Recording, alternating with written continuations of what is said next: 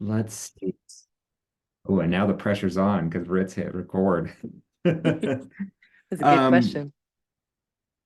First of all, yeah, it is a great question. Yeah, so what do you do if I'm reiterating for a recording. Hmm. Uh, if you say, "Hey, friend, connect me with your referral in a group text," and then you reach out in that text and they don't respond.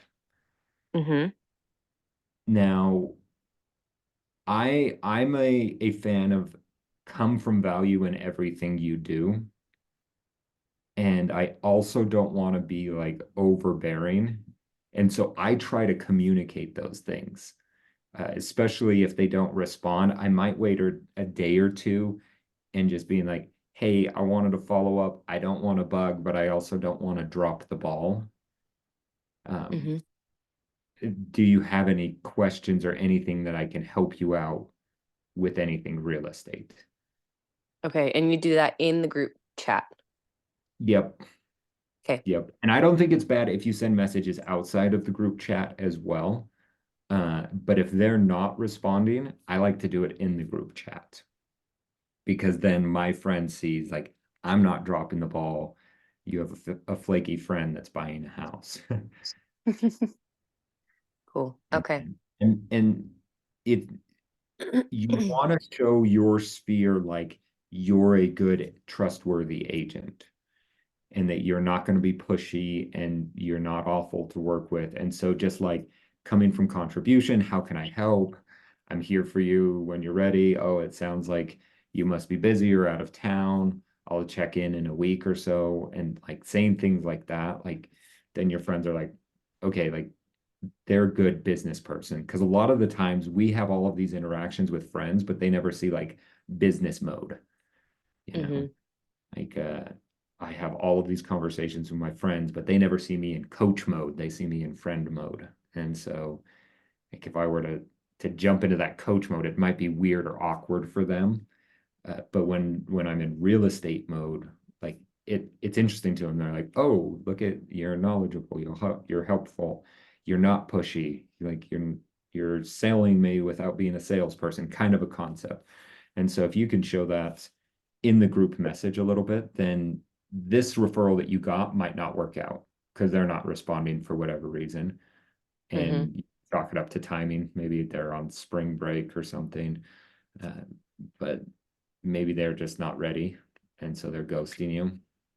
But then your Okay. friend will see, like, you made an effort. You did good things. You weren't pushy. You were nice. I could trust you with my next referral. And then you can Okay. just joke about it with your friend, like, hey, who else do you know that's not like your other friend that never talked to me? Cool. You said you want to show that you're coming from a place of value. Let's say you know they're interested in procuring investment properties. Would you Mhm. ever, is there any type of like literature or something that you would send as kind of a reopener to the conversation? Hey, Keaton mentioned you were looking into investments. Here's a beginner's guide if you haven't already gotten one or something. Or would you just kind of I love nix that that? idea. My one hesitation about it is it's hard to know what will be of value without ever talking to someone. Yeah.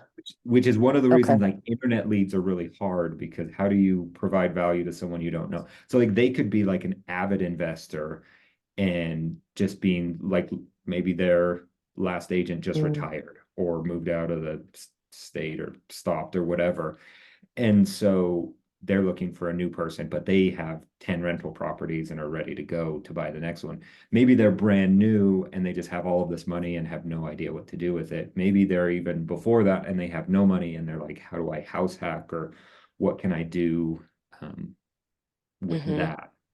And so if you could get them to ask question or answer questions like, hey, I heard you were investing, like, where are you at with things so I can send you any resources that might be helpful? Have you ever invested?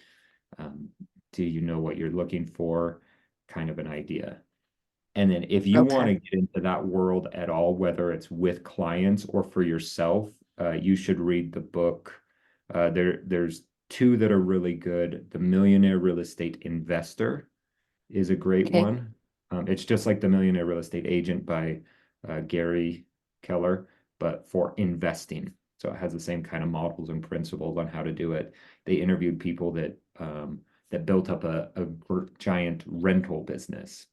And then there's one that's called Hold, that's kind of like more focused in on uh, long-term holds. There's one that's called Flips, if you want to flip properties, that is as well, that are all by um, Gary and Jay, and then Dave Jenks, I think, helps out on a bunch Okay. of them. But they literally just interviewed people just like they did with the Millionaire Real Estate Agent and figured out what's working and what's not in terms of like the rental world. Oh, look, they're in the background. So that one is the Millionaire Real Estate Investor, that blue one. Okay. Yeah, because I am very interested, and I feel like my age group, that's what everyone's thinking about. And they've either already started investing or they want to get into it. Yeah, and there's a lot of ways to do it. A lot of people are fans of like bigger pockets and things, and those guys often talk about house hacking or burrs. It's really hard to find something that's a burr that's buy, re remodel, repair, fix up, whatever that R is, rent and refinance, and then repeat is the idea. So you go find some money, you fix up a house, you put a renter in it, and then you refinance to get all of that money back, pay back your first loan, whether that was a hard money or a normal loan, and then you have money to go get your next one, kind of an idea. So it's a cool idea. So if you can learn a little bit more about how you could do that, find the right person for something like that, or just house hacking, like why don't we find you a house that would be a great rental in a year or two, and then you live there Mm, while you're saving up your down payment for your next one, and then we'll backfill with renters. And even better if you could rent out some rooms or something like that. okay. Yeah, Hey Dave, okay. So, oh, thanks, Dave. So just to make sure I understand correctly, you're saying don't ever approach with assumptions that, they want this, this, or this. Always seek for more understanding before providing, literature. Let them tell me yeah, what they want. in an ideal world, yes. But you're going to have some times like this where you know that they want to invest, but they're not Hmm. responding. So how do you know what to give them? And that's where you can almost throw in like little teasers. So Okay. this is real Yeah. common with internet leads, right? You go run Hmm. Facebook ads, and let's even just keep using the example of rentals. Like you Yep. say, like, let me help you get your start building your rental empire or whatever, and you get all of these leads, and they don't respond. So you can kind of send out little teasers of like, hey, if you haven't gotten started, I have some great resources that I'd love to send you. Shoot me a text and I'll give you those books, articles, podcasts that you should listen to get your first one. Or I have a lender that works specifically with investors that I would love to connect you with. Let me know if you need financing.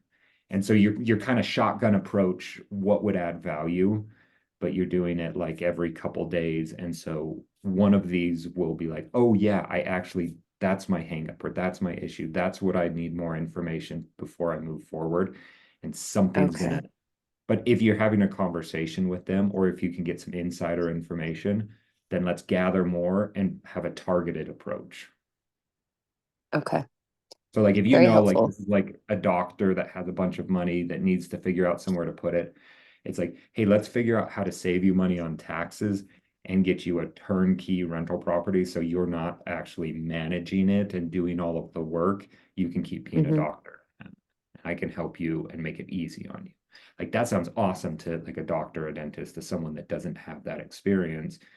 But if you have like a flipper that wants to be hands-on and do all of the work, it's like, let's go find you just some junky properties. Like, let me send you a list of all of the worst properties out there. And so you can Okay. target it based off of what they're looking for, but it's hard to know. And so you can either take the shotgun approach if no one's talking to you, or you can go very specific if you ask some questions. Cool. Thank you. Yeah. Great question. And then don't give up. Don't feel bad if like 6 months from now, it's like the sixth or seventh time you've texted them or called them trying to connect. And then I would even give an update to your friend, like, thanks so much for supporting my business. I've reached out a whole bunch and I'm going to continue to reach out, but they're just not talking to me. And your friend would be like, oh yeah, and give some excuse or be like, they're such a flake. And then you can decide, is this a client I want or not? But don't give up. You never know when they'll reach out or be ready.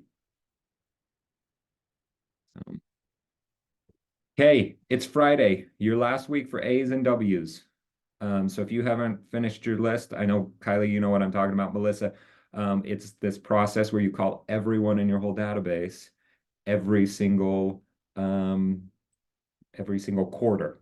So it's you take two letters of the alphabet, and if their last name starts with one of those letters, you call them. And this is the last day for A and W. So make some phone calls and go crush it. If you have any other questions, let me know or come to office hours today at 2. I'll see you guys later. Thanks. Thank you. Bye. Thanks. Bye.